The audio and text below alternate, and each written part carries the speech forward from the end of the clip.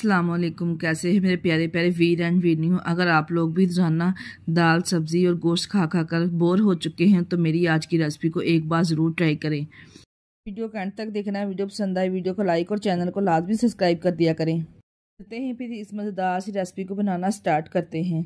जिसके लिए हमें चाहिए होगा घर में पड़ा हुआ जो रोज़मर्रा की रूटीन में इस्तेमाल किया जाता है गंदम का आटा।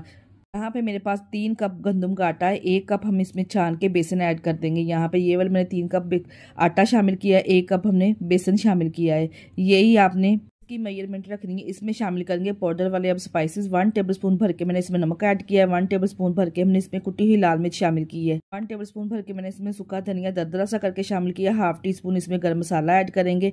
1/2 टीस्पून अजवाइन मसल के शामिल करेंगे, बहुत ही ज़बरदस्त टेस्ट आएगा। 1/2 टीस्पून हल्दी पाउडर शामिल करेंगे। 3 टेबलस्पून मैंने इसमें घी शामिल किया है। यहाँ पे हो गया जी पाउडर वाले स्पाइसेस सारे हमने इसमें शामिल कर दिए। अब कुछ वेजिटेबल शामिल कर लेते हैं। एक मीडियम साइज का प्याज लेके इसको फाइनली चॉप करके शामिल कर देंगे। एक बड़ी साइज की मैंने यहाँ पे टमाटर लिए, इसको भी मैंने फाइनली चॉप करके शामिल कर दिया है, इसके बीज निकाल के। 1 टेबलस्पून मैंने सब्ज मिर्ची का पेस्ट शामिल किया है।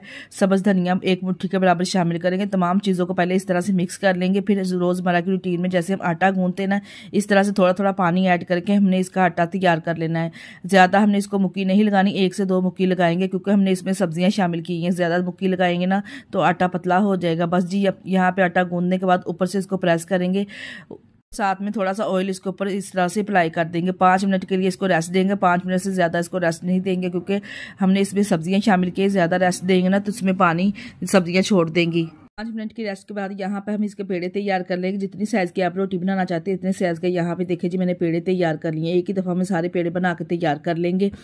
पेड़े बनाने के बाद यहाँ पे हमने इस तरह से एक बेलन ले लिया। हल्का सा पेड़े को इस तरह से प्रेस करेंगे। प्रेस करने के बाद हम यहाँ पे एक मीडियम साइज़ की रोटी तैयार कर लेंगे।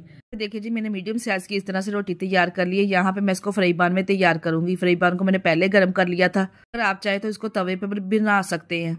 जब एक साइड से कच्चा पक्का ये सिक जाएगी ना तो हमने इसकी साइड चेंज कर देनी है। साइड चेंज करने के बाद मैंने यहाँ पे इसके ऊपर देसी घी अप्लाई किया है। अगर आप चाहे तो मक्खन का इस्तेमाल भी कर सकते हैं या जो भी घर पे आप घी इस्तेमाल कर सकते हैं ना वो भी इस्तेमाल कर सकते हैं। यहाँ पे दोनों साइडों पे इस तरह के देसी घी लगाएंगे।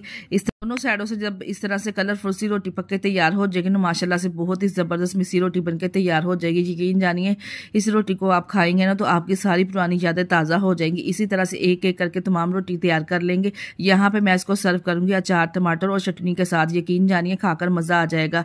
अगर तो आपके पास तंदूर है ना तो आप लाजमी इसको तंदूर पर ट्राई कीजिएगा। यकीन जानिए बहुत ही टेस्टी बनती है तंदूर पर। हर घर में तंदूर मौजूद नहीं होता तो इसलिए मैंने यहाँ पे आपको फ्राई पैन या तवे पर बनाने का तरीका बताया है।